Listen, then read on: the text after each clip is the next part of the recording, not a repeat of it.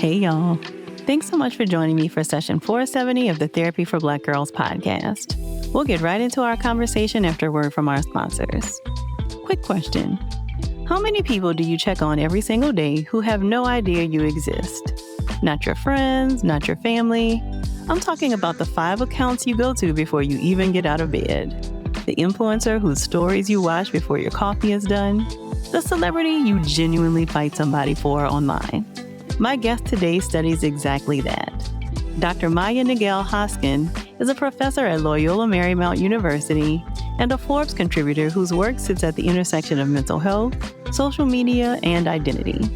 And she's here to talk about parasocial relationships, the one-sided bonds we build with influencers, celebrities, and yes, even AI.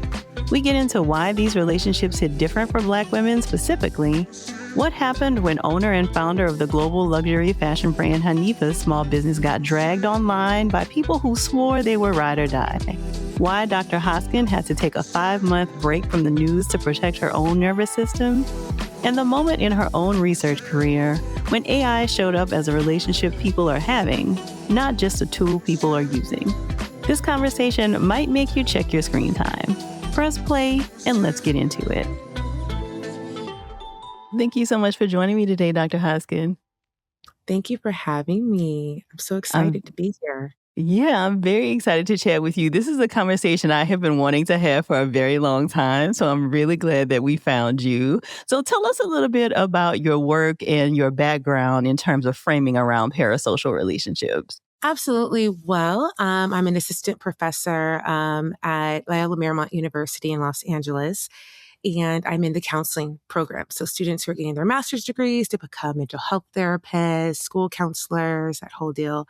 And I'm also a contributor for Forbes Women. And a lot of my editorial writing and my research centers around the intersections of mental health, popular culture, social media, and women and relationships, right? And relationship dynamics. And with a lot of the research and, like I said, editorial writing, again, this topic of social media continues to come up and how it intersects and how we shape our own identity and how we look at other people and then how then we build relationships with one another. So does it feel like it's particularly important to be paying attention to parasocial relationships right now? I think so, especially since, social media has just taken off, right? And I think a lot of individuals are going to social media and looking to various types of influencers, whether it be fitness influencers or mental health experts or even finance influencers or celebrities as their source for information, which could be a good thing, right? Which could be a beneficial thing. Absolutely. It makes that information more accessible. But I think it's as many benefits as parasocial relationships have. I think it's important to look at where are some of the areas that can get a little bit more dicey with those types of relationships. So before we go too far into the conversation, I think it's important for us to give like a definition of what we're talking about Absolutely. when we are saying parasocial relationships. So what does that mean? Essentially, simply put, they're one-sided relationships. It's when we follow that lifestyle influencer or that fitness influencer who is end all be all, right? If we want to think about, what are we going to wear this summer? What's a good way to tighten up our triceps, right? We know we go right to them, right? Or we have those 5 people who we go to on Instagram or on TikTok. And, we jot down notes, right? And we're, fiercely loyal to them. But what makes them parasocial is they're often one-sided because we're following them, we're liking, we're commenting, and they don't know we're alive, which is okay. But that's what the nature of parasocial relationships are. They're often with a celebrity, a politician even, or an influencer. That's one-sided. So we are giving, we're giving, and we get some stuff in return, right? We get that education, we get that, empowerment in those pieces. But often they're not following us back or liking our comments back, our posts back. So that's essentially what parasocial relationships are in a nutshell. And, it sounds like you've done a lot of work and research in this area. So what is the impact on our mental health when we do have these one-sided relationships with people, typically on social media? Well, I would say parasocial relationships aren't inherently in and of themselves, bad.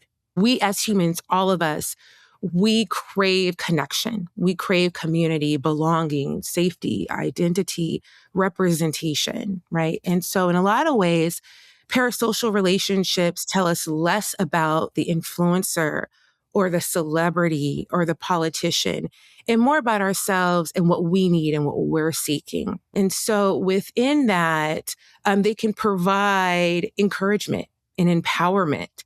They can provide information and education around certain topics, right? And so those are all the benefits that we get, that we walk away from engaging in parasocial relationships. Also, again, creating that connection, that community, increasing our self-esteem, things like that. Even normalizing vulnerability, increasing the likelihood of help-seeking behavior. So these are all things that we can walk away with from engaging in parasocial relationships. That said, as I said before, they get a little tricky in terms of mental health. We're putting our all into these individuals, right? We're putting our trust implicitly, right? For the most part, or in many cases. If someone, let's talk about what's going on right now. Some of us know about the recent controversy over mental health experts saying they have certain credentials and there being controversy around, is this real? Are they telling the truth? Right. And now their expertise and their credibility is put into question. And a lot of folks are feeling betrayed. They're like, listen, I trusted you, or I even paid my money to you, right? Because I found you on social media. And now I come to find out that you might not be who you say you are, right? And so if a person was more apt to seek help, to become vulnerable based off of creating a relationship, for example, with an influencer in that situation, that could make them completely withdraw and turn within. And so that's one piece of it, because you're implicitly putting your trust in this person. And there's really no checks and balance systems in a lot of cases if that trust is being placed in the right direction. Another piece of it is for Black women in particular. We can get into, the strong Black woman trope, right? We're often positioned and given the role of the supporter, the healer, the nurturer, the one who you're going to support your celebrity, person, ride or die, no matter what, right? You're going to die for Beyonce. You're going to die for, it doesn't matter what's going on, right? And not to say that you shouldn't feel that way, but what ends up happening is it perpetuates and creates a normalization of us taking on this role of pouring into people and supporting people who aren't necessarily reciprocating the same. I was just talking to someone about when Kanye West was when he was first having, some of his public manic episodes, and, the issue of mental health was coming up, and bipolar 2 disorder and so on and so forth. And I remember several think pieces saying Kanye West needs a Black woman. And I thought, this is strange. No, he does not need a Black woman. He needs a good therapist and a psychiatrist, and to get somewhere and sit down and kind of chill out for a little bit, right? But a Black woman is not the answer, right? A Black woman's support and love is not always the answer. And sometimes it is, but when that expectation and role is placed on us and we then internalize that, that can add on to that weight when we feel like we have to kind of be the ride or die, right? So those are just some of the mental health aspects or implications of parasocial relationships. So, Dr. Hoskin, I'm curious to hear more about the history of this, because in the research, and definitely not as extensive as what I'm sure you've done, it feels like the idea of parasocial relationships really kind of started with TV and movie characters, right? Like you feel fiercely attached to Issa from Insecure, right? Or, so it Right. feels like parasocial relationships kind of have a history in entertainment in some ways, and they have now transferred to social media. But the difference, it feels like, is that the characters were characters, right? Like there was no interaction beyond you maybe watching your favorite movie thousands of times, right? And it has transitioned to these platforms where these are actual real people. And so what's the difference? It feels like there's a different flavor to what we're talking about with characters versus real people who are influencers and people with large platforms. Yeah, absolutely. Well, yeah, when we're watching, the haves and have-nots, I don't know, right? Real Housewives, I don't know, whatever. even though Real Housewives is supposed to be reality, it's still on TV, right? So I think when we watch film and television, there's a sense in the background, subconsciously, we know this is not real, or even if it's reality, it could very well not be all the way real, right? With social media, it these are real people. And in a lot of cases, especially when we talk about some lifestyle influencers, they present as they're showing all aspects of their life from the moment they wake up, their morning routine, when they're picking up their kiddos, when they're packing lunch, when they're going on date night, get ready with me, their nighttime routine, when they're going to work out. I mean, it's like constant, right?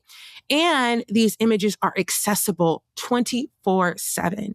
So yeah, you could watch the same movie and over again, but you know what to expect, right? And it's kind of like, over and over and over.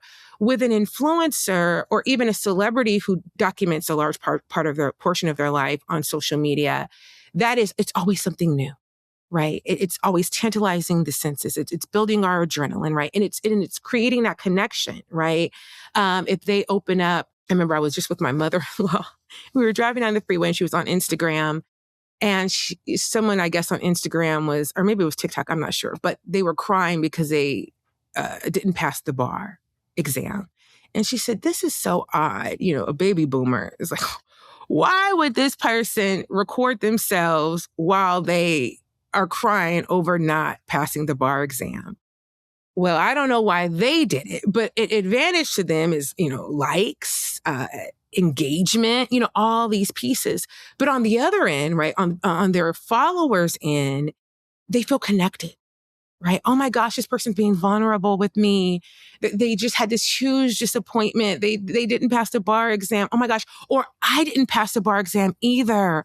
Wow, now I feel heavily connected to this person. And that is everywhere, all throughout social media. So that increases the potential for this like heavier attachment in these relationships to become stronger, and for people's loyalty and connection with these individuals to feel more fierce and more severe, because they're constantly accessible. The emotions are higher. The content or the images are presented as realer or more rooted in reality. And in a lot of cases, they're positioned in a way so that people do feel like they can relate to them, right? That's the whole name of the game. And so it's increasing kind of the prevalence of these connections, and it's creating more in-depth connections when they are created, I think. But still one-sided, right? But To your still point. one-sided nonetheless. Yeah. Absolutely. Even if your favorite influencer happens to follow you back, right?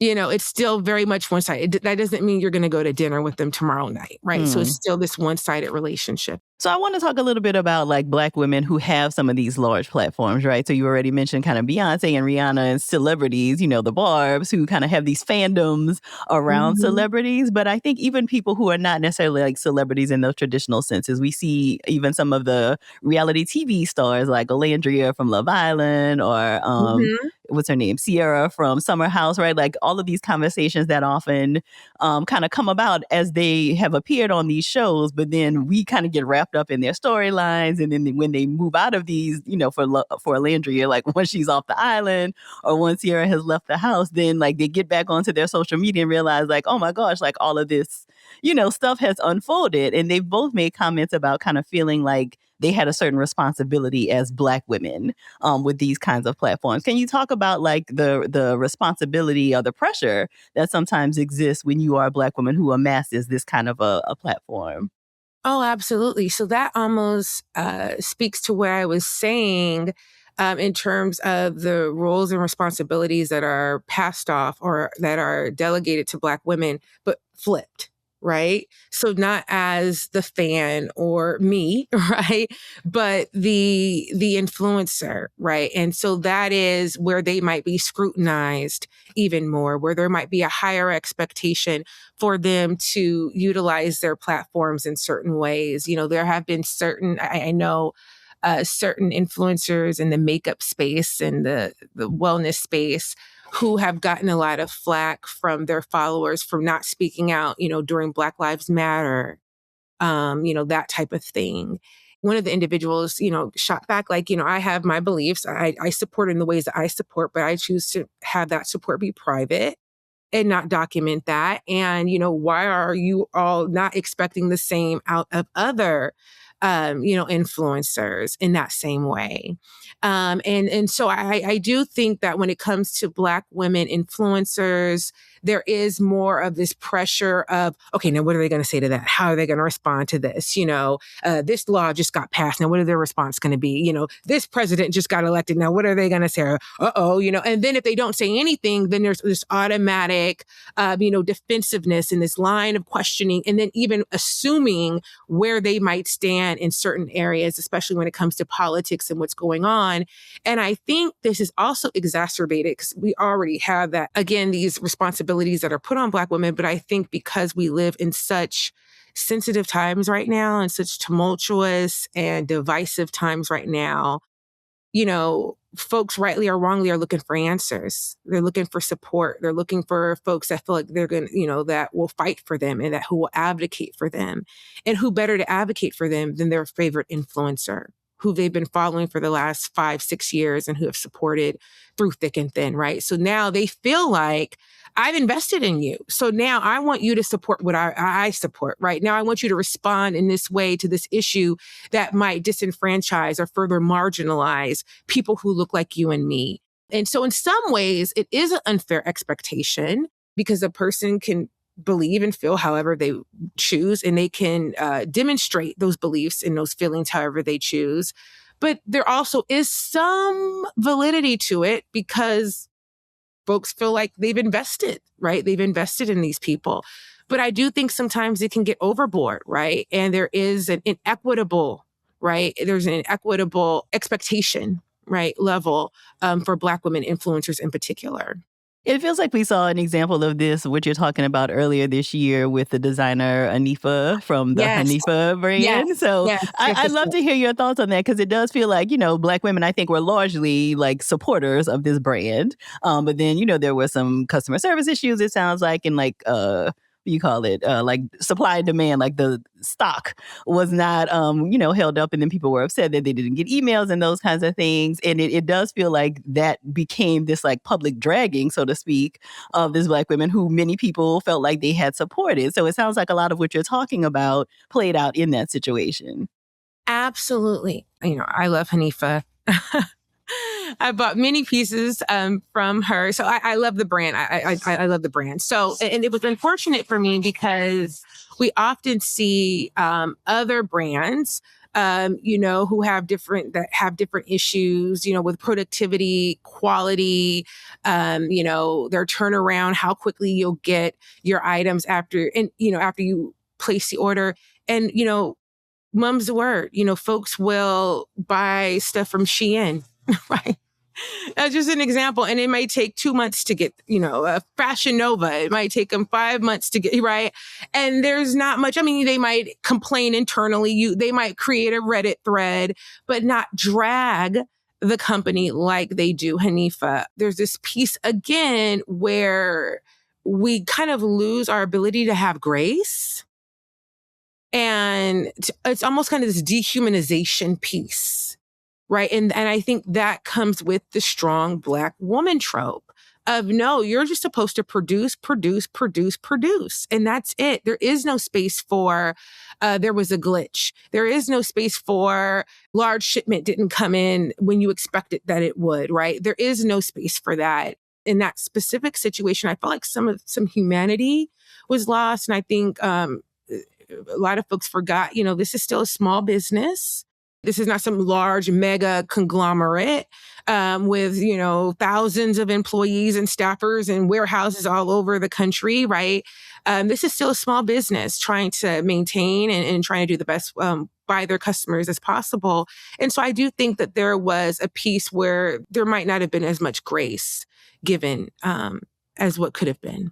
Yeah, and I think in the fallout of that, we saw lots of other entrepreneurs kind of come online talking about, their own struggles with building their businesses and kind of being afraid of being the next one, right? Like, oh my gosh, I'm afraid to make mistakes in my business because, maybe something like this could happen. Could you talk about like the ways that these parasocial relationships become internalized, I think both for the person who's on the receiving side of the parasocial relationship and the fan, so to speak? Right. Well, on the receiving side, I think, we see it. I just went to an event a couple of weeks ago. And I mean, I'm telling you, they put on the Ritz. They had huge gift bags. And it was largely content creators and influencers. And I don't think of myself as either. So I'm like, why am I here? But I was very honored and very flattered to be there. And I mean, there were gift bags before you got there. They were mailed to you. There were gift bags given to you when you got there. I mean, a 5-course amazing meal. They even sent car service to pick you up and take you to the event, right? And so I see in a lot of cases where influencers and brands and small businesses see the value of their supporters and their followers, right? And they're really like, we need to make an investment, just like we would invest in a commercial. Scratch that. We need to put those funds in this area. But within that, because they see that power and because they see that their fan base or their supporters are huge and instrumental to their brand, whatever that brand may be, then there's another pressure, right? What do I say about this? How do I handle that? What do I think my fans want to see more of? And constantly kind of pushing. I could never be an influencer or a content creator. I see my best friend has a small business and I see all that she does with her team just on the social media end. The reels, the stories. I'm just like, and it's taken 2-3 hours to make one reel. And I'm like, oh my gosh, this is insanity, right? This is hard work. Hard work. You see the influencers who apologize. I'm so sorry, you all. I didn't post yesterday. Feeling they have to apologize just for one day of taking a self-care day or because they've gotten sick or something like that. And so you definitely see the internalized pressure within that. And then on the flip side, with supporters, yeah, again, I think that internalized pressure comes into, especially like I said, with Black women in particular, feeling like they have to support that person no matter what, if that person is right or wrong, if they mess up or not. So on the flip side of even with the Hanifa fallout, there were a lot of loyal folks that are like, listen, I don't care what y'all say. I'm riding, I'm a ride or die for Hanifa. And yeah, my order was, 2 months late, but that's, these are my people and I've supported them over the years and I'm going to continue to support them. So, there's also that on the flip side, that internalized pressure. And even so, not with Hanifa, but in other cases where a person feels the need to support a person to their own detriment.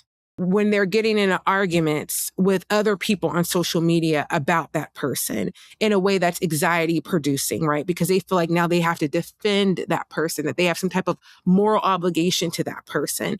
That's when we see it kind of going, that internalization going, again, like I said, getting a little tricky and then implicating and impacting mental health in that way.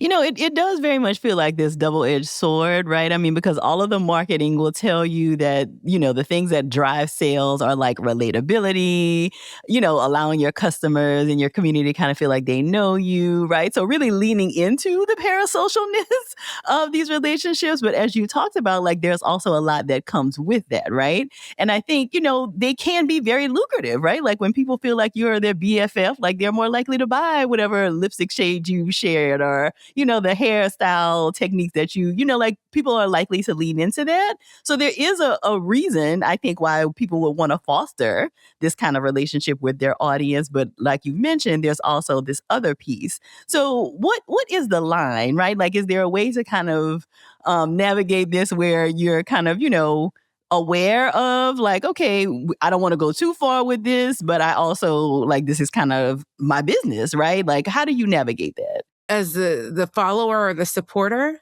I would say both, but let's start with the person who has like the business maybe or the influencer. I think for the business, so yeah, you definitely want to take those pieces into consideration, those variables of, okay, this is what my supporters want to see. This is what they need to see. This is what, benefits them, right? Because inevitably you are providing a service, right? Whether you are a clothing brand or you're a lifestyle influencer, you're providing some type of service where people are walking away with something, right? However, it goes back to your previous question. When you see that it's impacting your mental health or compromising your character or who you are, right? When you are now making decisions in a way that you find unethical or going in a direction that you wouldn't normally go in with regard to your character and what you believe in your belief system, that is when I think the line needs to be drawn of like, I know they might want to see this, but I'm not willing to do that, right? I know that this might make me go viral, but I'm not willing to do that. That's just a line I'm not willing to cross. And I think that is sometimes can get murky for a lot of folks, especially as social media has become increasingly more pervasive and individuals on social media are now wanting to see more and more and more outrageous, controversial things to kind of quench their thirst. But I think drawing that line of when you see that you are acting in ways that are uncharacteristic of who you truly are, that is right. Or it's causing you significant distress outside of the normal entrepreneurial influencer type stress. I think that's where the line should be drawn. And likewise, for supporters and followers, I think the same can be true. Number one, well, I know for Apple iPhone, I'm not sure for Android users, but you have the ability to see how many hours you're on social media or you're on your phone or you're on your internet, and you can get a full-on report. And I encourage people to look at that report, to utilize that feature, because if you see that you are on social media, everyone has a different number, but I would say more than like 4 to 6 hours a day, and that's even a lot, you might want to consider bringing that back, right? Because we know that social media addiction is real, right? Influencer or not. So that is definitely when you constantly find yourself scrolling. I know we've all gone out to dinner and we'll look over at the table next to us and everyone's on their phone, right? No one's talking. They're just eating and on their phone scrolling, right? When we get to that space, it might be time to kind of reconsider our overall social media usage, because that's at the root of this. That is really, parasocial relationships are kind of a symptom. The root cause is our heavy engagement and our addiction to social media. So let's be clear about that. So we bring that back, then I think that then indirectly helps us address the symptom. But then once we do get on social media to address that, again, if we're arguing with folks in comments, if we're having, negative emotional reactions to things, if we're getting visibly upset with the influencers that we're following because they didn't do or they didn't say what we wanted them to say, instead of just saying, I don't like that they didn't do that, or I don't like that they did do that, unfollow, right? If we're having like this visceral response, that is when we need to draw the line, right? We need to keep in mind that social media should be used for entertainment purposes. Point blank in the story. So, as a mother of three, I have an 8-year-old, a 3-year-old, and a 1-year-old. So I follow tons of, lifestyle influencers who have kids as well. And sometimes they'll post things that I can connect with about being a mom, about being a partner, about being, a full-time working mother, and all those pieces. And sometimes, certain posts will make me tear up, and because that connection is so real to what they're talking about. But at the same time, make no mistakes about it, I'm not going to argue over them. I'm not going to fight over them, right? If they say something that is vastly opposed to my core beliefs, I have no problem unfollowing them. I have before, right? So because at the end of the day, although there is some connection and I do enjoy watching their content, in the back of my head, I still acknowledge this is for entertainment purposes only, right? And even when I'm getting information, whether it be fitness or nutrition, I'm also doing the research outside of what they're telling me to verify what they're saying is actually true and what I need to be following, right? So I think, keeping our feet firmly rooted and grounded in reality is really key. And if we find ourselves not doing so, again, that's where we need to draw the line. You started off this conversation really talking about like the importance of connection and like how that drives so much of our social media usage. And you mentioned the word connection several times, right? Mm-hmm, And mm-hmm. I also see, and I think there is some validity to the ways that we feel connected to other people online. And I think we often get such a strong dose of like a dopamine hit, and like it really lights up all those parts of our brain that make us feel connected, that it often makes us feel as though, oh, I don't actually need to do anything with like people in real life because I've gotten all of these needs met online, which I think, that can be some of your connection, but I do worry that it has gone too far, that we've gotten so much of this from online that we are not actually paying attention to in real life connections. Absolutely.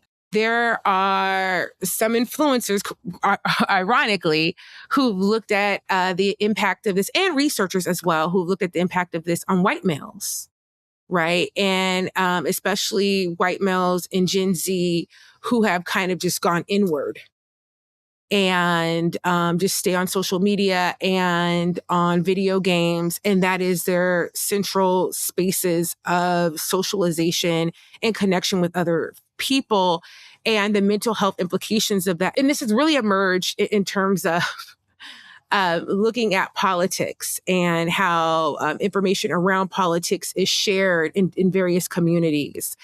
And, and also how resentment and anger about certain sociocultural, sociopolitical things that are going on in our world are kind of shared in these echo chambers. And so there's definitely a larger conversation to be had, even outside of just white males in particular, of what's happening to us, right? We're getting programmed where all we know how to do is comment, but we don't know how to actually communicate, right? We're raising children and future generations who do not know how to communicate with their professors or their teachers in professional ways, because they're so used to being on social media. Kids aren't going outside and playing. We live in a neighborhood where kids actually play. And whenever someone comes and visits us, they say, wow, kids in your neighborhood are actually in the street playing. You rarely see that, right? Because either kids are on play dates, they're in some type of sports or extracurricular activity, or they're on social media a lot of times, right? And they're interacting with their peers in those ways,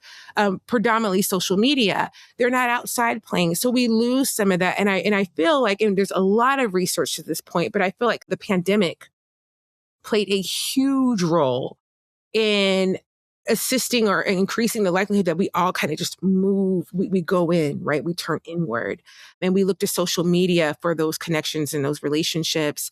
And we've learned, or not learned, we actually lost a piece of that. So in some respects, yes, it's amazing for connection in those areas. But again, it goes back to those boundaries, right? Or where do you draw the line? If you find that your only source of communication and connection and community is online, then that might be a sign of, okay, maybe I need to move it over here in this direction and actually reach out and, to other groups, right? Whether it be a walking group, whether it be Bible study, what have you, to create outside connection. Because I do feel like that definitely is a potential. And I think a lot of people are kind of dealing with the implications of that right now, especially children and younger folks. You mentioned that a lot of the research has been done on white males. I mean, a lot of research is done on white males, but in this Yeah. this situation in Whether on particular, purpose or not. right. And you talked about like the strong Black woman trope. So I imagine that is one way that you would imagine, like if this research was done on Black women, this would maybe be a part of what you'd be interested in finding, or be curious about what you would find as it relates to this trope. Are there other things that you think we might find, or you'd be curious about if we were looking at Black women as a group and our relationship to like influencers and our behavior online? How we shape identity, who we are relative to the larger world.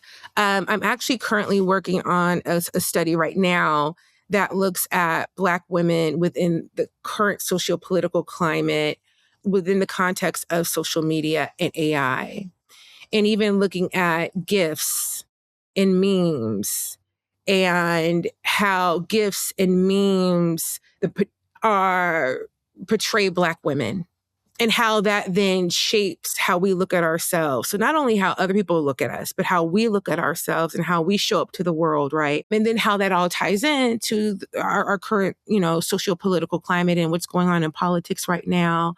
and the value that we ultimately place on ourselves and how we treat ourselves and how we care for ourselves. And like I said, the type of grace that we show ourselves and how we feel like we should show up in the world. So I think it largely comes down to identity. I think there's a lot of confusion around identity.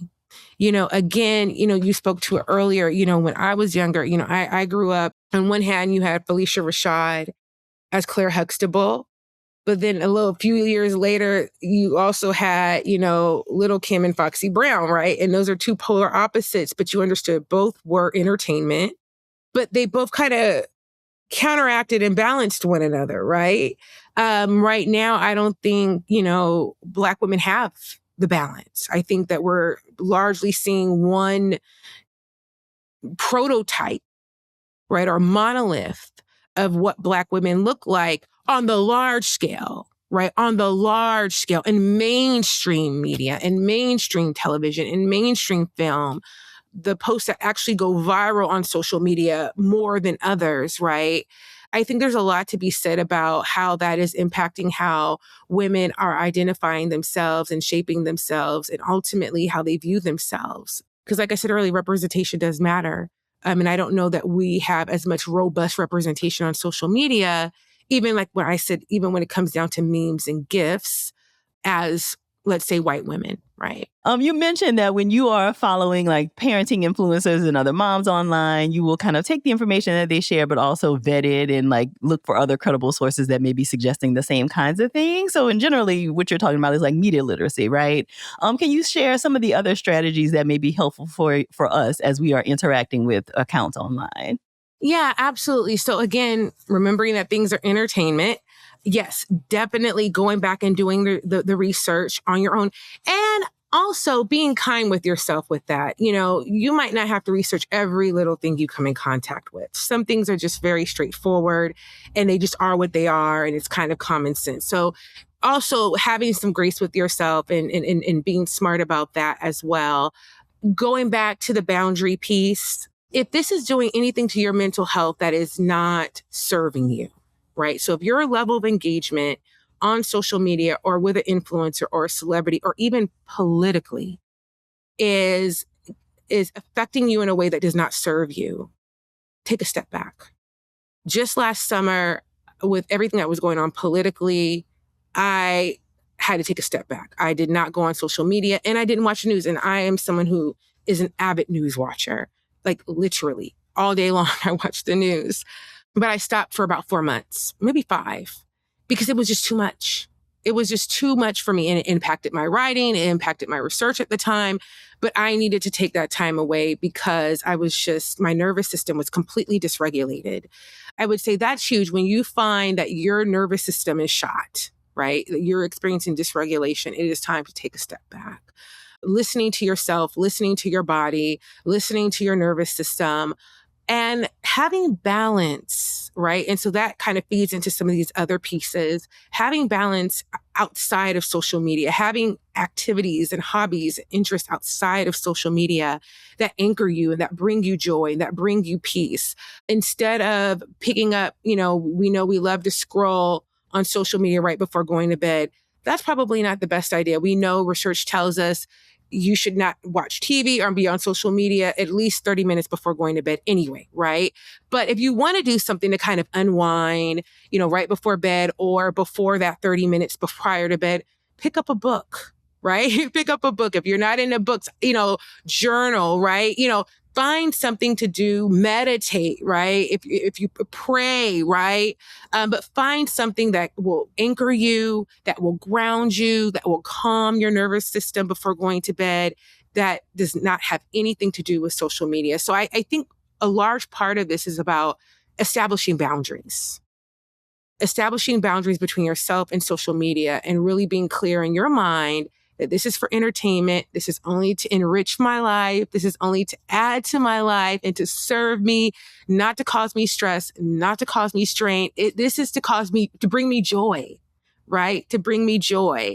And if it does not bring me joy, then I don't want it. right? And that's with everything, right? But social media and influencers and celebrities alike. So I think those are the main pieces to keep in mind when navigating social media and interacting with our faves when it comes to influencers and celebrities and alike. I really appreciate what you had to say about like giving ourselves grace and being patient with ourselves. Cause just I think about the ways that we are talking about like our relationship to social media, and it is largely something that should be considered similar to a substance, right? Like all of the addictive kinds of things and, all the people who are like on payroll at social media companies whose full job is to make sure that you stay on there the longest, right? And so I think even as you're mentioning this, I think it can be really hard to like do some of these things, like not look at it right before bed. Like we really are in a chokehold in a lot of ways in our relationship to social media. Absolutely. There are psychologists on Meta's payroll. Can I say Meta? And on Meta's payroll, right? Who study this, who study how do we get people coming back, right? What algorithms do we push? What algorithms to certain segments of users do we push that they want to see? And that's their job, to keep us locked in and to keep that addiction going. And yes, social media addiction is very real. Whether it be gaming, whether it be, Instagram and so forth, whether it be YouTube, that's all social media, right? These are all social media platforms, and it's very real. I teach an addictions and counseling course frequently. In fact, I'm going to be teaching one in the fall. And we talk for 2 weeks about social media addiction, just because I feel like in some cases, it's something that my students can relate to more than, let's say, an addiction to an opioid, right? Even though that is very real and a necessary topic, but social media is also just as real and also just as necessary to talk about because it is real. And we're seeing it among younger and younger and younger and younger folks. My 1-year-old, she'll be 2 soon, but she's like fighting me for my phone because, there's something about being, just looking. She doesn't know what she's looking at, obviously, but there's something about those images and those colors. And because she's seeing her older sister on her iPad and things like that, we see kids, they just zone out and they become zombies when they're on social media. There's a lot of research telling, number one, to limit kids' social media usage to begin with. But if they are going to watch social media, making sure that the reels and the videos that they're watching are over 3 minutes long, So there are these implications where we see these pieces in social media where people are becoming addicted, and that addiction and that crutch is developing at earlier and earlier stages to the point where they don't know how to communicate or they're not comfortable creating connection outside of social media, like what we were talking about before. So I'm curious to hear more because I am sure the ways that you and I both were in our like counselor training programs, like the things we talked about, some of that is still intact, but we definitely did not have conversations about social media addiction when I was becoming a therapist. So I'm curious to hear what other kinds of like technology infused kinds of conversations are we talking about, like trainees and new therapists to be that maybe didn't exist like 5 to 10 years ago. AI. Chat GPT, Claude, whatever, AI is huge. Mm-hmm. And not just from a writing perspective, but more so from a thinking perspective, where individuals are losing their ability to analytically and critically think without the assistance of AI. They're losing I know people who it's hard for them to construct text messages if there's a conflict without the use of AI. So when we talk about social media, AI is typically the conversation that we have the following week. It's kind of in that same unit of content that we cover in class in addiction, because the use of AI can create an addiction in and of itself, right? Again, where you feel like you cannot communicate or you cannot think without this resource or this assistance. And then it gets to a point where it becomes increasingly hard for you to do so because now your brain has become so used to picking up the phone or opening up your laptop and going on ChatGPT or Claude to help you think through a problem, just an everyday problem, or how you're going to deal with something with your boss, or how you're going to write a letter, or how you're going to even write, like I said, a text message. What are you going to say in an interview? Those pieces. We were interviewing prospective students not too long ago. Well, this might have been a year ago. We could tell that the person we were interviewing was utilizing AI to help them throughout the interview. So we kind of threw them a curveball and they were just completely just lost. They were unable to recover from that. And I think this just really speaks to the pervasiveness of AI and how it really is. There's a lot of beneficial things to AI if used responsibly.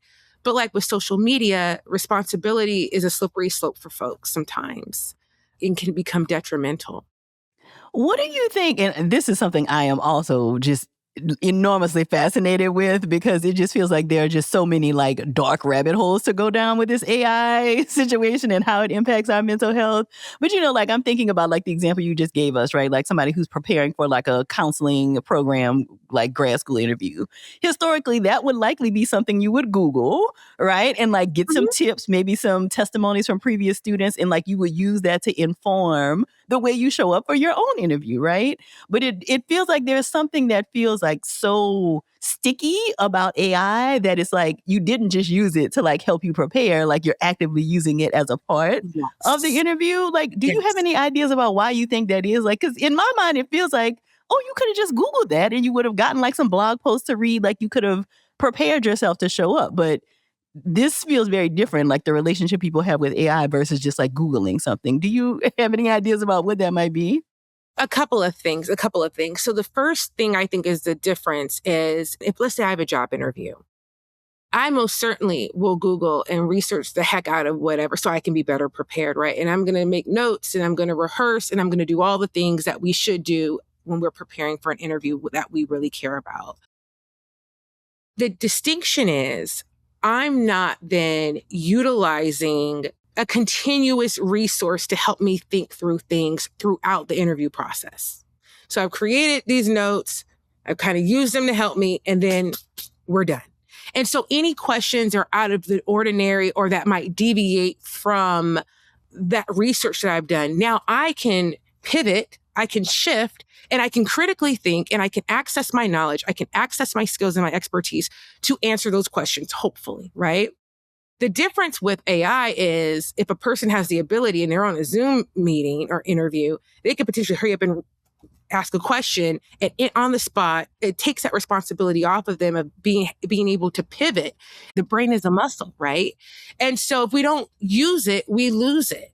So then we start to rely on this resource when we need to pivot and think on our feet and think, critically at the drop of a hat, because now we're relying during that interview on this resource to help us. Also, I think the distinction is, and I actually just wrote an article in Forbes about this, on Forbes and Medium, about the relationships that individuals are creating with AI. So again, not just becoming dependent in terms of, help me figure out, how to navigate this conflict with my husband, but you are my husband, right? And that is actually a thing where people are, so they utilize this resource so much that they feel like this is another person. They forget that this is, basically a computer. This is not a human being. And they create a relationship and they call this person their partner. There are documented cases of this. Now, we can also argue that there might be some other mental health implications for individuals who blur the line that dramatically.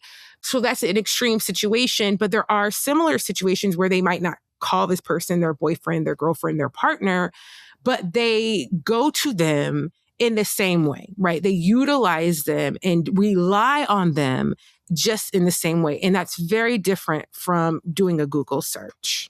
Yeah, so more to come clearly on that conversation as, oh my gosh, it's rapidly evolving. Rapidly evolving. And as time goes on, AI will be able to do more, and we'll just see how we as a people respond. And, yeah. Yeah, Right, it's crazy. right. So as we wrap up, Dr. Hoskin, what do you think parasocial relationships can tell us about our relationships in real life? Oh, some of them need work, I think. Some of them do. Yeah, some of them do. I think we need to go back to the basics and go back to, I'm an 80s baby, so go back to the 80s. There is this phone called a tin can. All my mom friends are like, oh, so-and-so got a tin can, so a tin can is like a landline phone. Uh-huh. And so who would have thought that this idea would be making money when landline phones have been around since, right? So it's crazy, but it's this new thing and everyone's like, oh, let me get a tin can. Mine's coming in June. What's your phone number? All this for the kids. But it's some of that, right? This idea of just getting back to the basics, taking it back, going back pre-pandemic, because our relationships are suffering, right? Teaching kids positive conflict resolution with one another.